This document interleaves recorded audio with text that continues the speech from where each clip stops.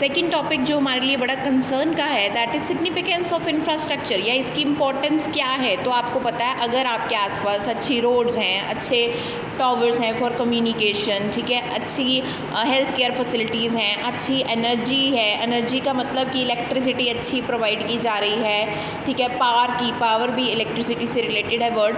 तो अगर ऐसी फैसिलिटीज़ अच्छी है तो क्या होगा, आपकी लाइफ बेटर हो जाएगी, there would be better quality of life, ठीक है। अगर ऐसी चीज़ें होंगी, अगर हेल्थ केयर फैसिलिटी है तो इसका मतलब डॉक्टर्स को जॉब्स मिलेगी, अगर स्कूल्स हैं तो इसका मतलब एजुकेटर्स को जॉब मिलेगी। इसका मतलब ये है कि जितने भी ये सोर्सेज हैं ये सारे क्या करते हैं, हमें एम्प्लॉयमेंट प्रोवाइड करते हैं। फिर उससे क्या बढ़ता है धीरे धीरे, अगर फ्लाईओवर ज़्यादा से ज़्यादा बन रहे हैं देश में, अगर डैम ज़्यादा से ज़्यादा बन रहे हैं देश में, रोड्स बन रही हैं, तो इसका मतलब क्या है कि मार्केट एक्सपैंड कर सकती है। अगर रोड सड़कें वगैरह ना हो तो मार्केट्स कनेक्ट कैसे करेंगी आपस में।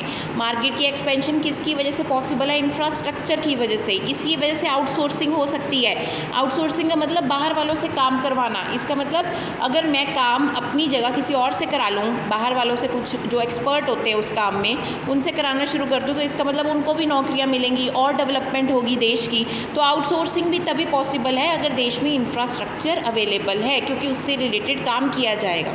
Then generates linkages in production. कभी भी प्रोडक्शन हो रही है तो उसकी कोई हिस्सा कहीं से मिलना है, कोई हिस्सा कहीं से मिलना है, शायद कहीं और ट्रांसफ़र करना हो उसको कुछ है, तो ये किससे पॉसिबल है, ट्रांसपोर्टेशन से, रोड से, प्रॉपर फ्लाईओवर से, ठीक है, ब्रिजेस से, ये सब चीज़ें रिक्वायर्ड है। तो लिंकेजेस इन प्रोडक्शन कैसे बन पाती हैं, इस इंफ्रास्ट्रक्चर से। अब इससे क्या होता है, इन्वेस्टमेंट्स भी बढ़ती हैं देश में। अब देश में इकॉनमी को बढ़ाने के लिए FDI, फॉरेन डायरेक्ट इन्वेस्टमेंट, लोगों की बाहर से जो इन्वेस्टमेंट है बड़ी ज़्यादा ज़रूरी है। अब MNCs, मल्टीनेशनल कंपनीज इंडिया में आ रही हैं। क्यों आ रही हैं, क्योंकि उनको पता है कि देश डेवलपमेंट की कगार पर है। इसका मतलब देश में अगर मान लो किसी को पता लग जाए इस देश में सड़कें ही नहीं है, इस देश में पानी नहीं है, इस देश में सैनिटेशन प्रॉपर नहीं है, तो कोई हमारे देश में नहीं आना चाहेगा। तो अच्छा इंफ्रास्ट्रक्चर है तो उस वजह से इन्वेस्टमेंट्स भी प्रमोट होती हैं, और साथ ही साथ प्रोडक्टिविटी तो बढ़ती ही बढ़ती है। प्रोडक्टिविटी का मतलब देश में प्रोडक्शन बढ़ना।